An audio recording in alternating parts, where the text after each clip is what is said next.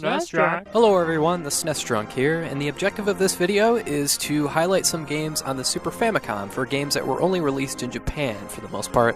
I'm talking about games that are still playable for people who do not speak or understand Japanese or read kanji. Now there are a ton of games that fit this criteria, but I'm going to set the limit at somewhere around 25 or 30 for this video. I might do another video later at some point, but also, I've put a link in the description that leads to a video that shows how you can adjust your Super Nintendo to play Super Famicom games. It's really not complicated at all. You just move two plastic tabs with the pliers and you're ready to go. There's also a picture there that depicts the part that you need to remove. Unfortunately, this does not work on a PAL console. It only works on the NTSC, just so you know. Now, most of these games are going to be platformers, obviously, because they're the most straight-ahead style of games, where what you see is what you get. Also, I will try my best to pronounce everything right. I want to thank my friend the Jesus for helping me with the pronunciations, but please bear in mind I'm a white guy from the Midwestern United States, and that's not an excuse, it's just an explanation why I'm going to butcher most of these titles, but I'll do the best that I can. I also want to thank the people at the Super Nintendo subreddit, as well as the Racket Boy forums, for suggesting games for this video. First, I'm going to start out with the games that actually do exist elsewhere, but their English translations are just obscenely expensive, so the Japanese release is a cheaper alternative.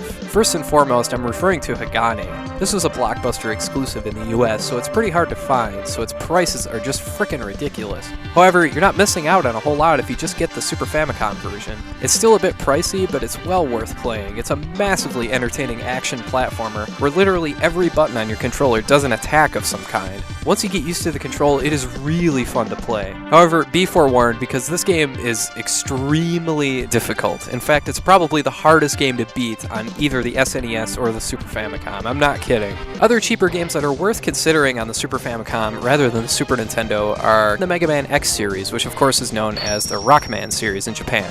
Speaking of Rockman, there's also Rockman in Forte, or Rockman in Bass, or Bass, or something. This game came out of nowhere in 1998, which is really late in the Super Famicom lifespan, but if you love Mega Man, you simply have to get this game. It's done in the same style as Mega Man 7, and it's the kind of quality that you would expect. And by that, I mean it's really hard, but in a good way. It did get ported to the Game Boy Advance, but personally, I'd rather play it on the Super Nintendo. Next, there's Twin Bee Rainbow Bell Adventures. Those bastards in Europe got this one, but the US missed out. Seriously, it's one of the smoothest platformers I've ever played. The freedom you have to run or fly around in any direction is very cool. The graphics and the animation for the special attacks are fantastic. This game is majorly addicting. If you like stuff like Sonic the Hedgehog or Plock, you would love this one.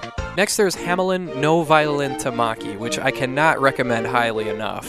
I love the artwork and the animation going on here, and the stuff between the two characters cracks me up. There's a lot of anime-style slapstick going on here. You do have to skip through quite a bit of text, but that's okay. This game is a lot of fun, and it will make you laugh regardless. Deae Tonosama Appare Ishiban is another game with a lot of personality. This one takes quite a bit to get used to, but I really like it. It reminds me a bit of Legend of the Mystical Ninja. It gives me that same kind of vibe. There's also Do-Re-Mi Fantasy, Milon no Doki Doki Daiboken. I like a lot of variety in my platforming games, and this one delivers pretty nicely. There's a story here, but you can skip everything and just get to the action. There's Go-Go Akamen. Hey, a game I can actually pronounce, kinda. There are actually 3 of these games, and they all feature character design and artwork from Akira Toriyama, who you'd recognize, of course, from Dragon Ball Z. Again, a really solid series of platformers with tight controls. For a change of pace, there's Maju Uo, a much darker looking game with smaller sprites but brilliant backgrounds and artwork. You kill zombies and get chased by a giant cake frosting dispenser. Okay. Hyperia is more of an exploration kind of game. You have pretty large maps to explore and you gotta find your way around. The hints are all in Japanese, of course, but this game is still a quality piece of work. Last but not least, there's Super Back to the Future 2, which the angry video game nerd has obviously already covered, but it's a pretty good game on its own, it's worth mentioning. For fighting games, there's Gundam Wing Endless Duel, and seriously, just look at this game. Do I even need to say anything? It's ginormous mech robots fighting Street Fighter style. What the hell else do you need? This is freaking awesome! The beat-em-up genre is straightforward by nature. It's hard to go wrong here. My preference is Shonen Ninja Sasuke. I just love the speed of this game. It plays like a Genesis game almost. What other 16-bit beat-em-up is there where you fly across the screen that quickly? I love it. And also there's Ghost Chaser Densai, which is solid button-mashing fun.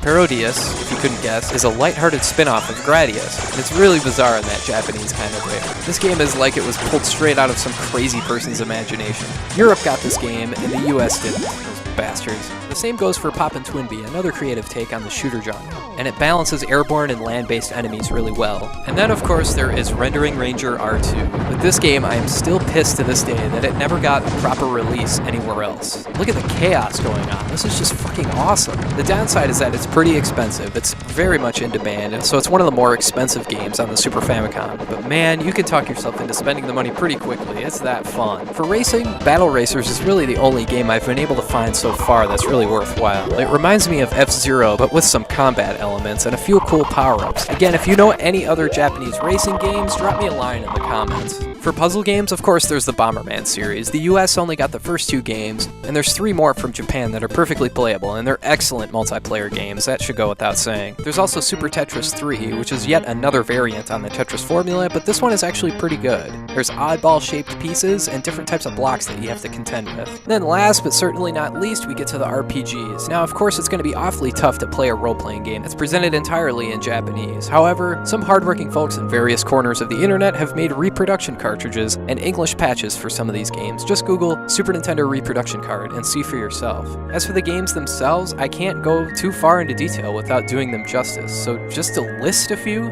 I'd have to list Treasure Hunter G, Bahamut Lagoon, the Dragon Quest series, Final Fantasy V, Live a Live, the Shin Megami Tensei series, and of course Seiken Densetsu 3 or Secret of Mana 2. Seriously, if you liked Link to the Past or Secret of Mana or any kind of game in that style, you have to play Seiken Densetsu 3. It is absolutely outstanding and one of the best games on either the Super Nintendo or the Super Famicom. So yeah, anyway, that's just a brief overview of some of the games that can translate over even if you don't understand any Japanese or can read kanji or anything like that. Thanks for watching, and I hope to do another one of these videos again sometime.